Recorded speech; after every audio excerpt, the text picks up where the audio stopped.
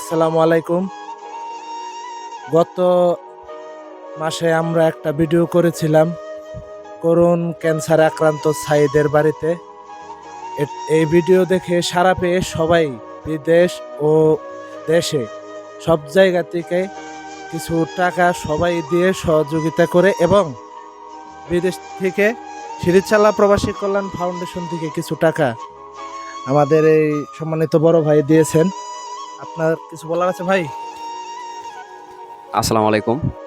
কিছুদিন আগে আমরা একটা ভিডিও দেখি যে সাইদ, ওর বাড়ি হচ্ছে গ্যান্ড মোড়। ও ক্লোন ক্যান্সার আক্রান্ত। ওর জন্য কিছু টাকার প্রয়োজন ওর চিকিৎসার জন্য। পরে আমাদের সিরিয়াসালা প্রবাসী ফাউন্ডেশন থেকে পরে আমি উদ্যোগ নিয়ে কিছু টাকা উঠাই।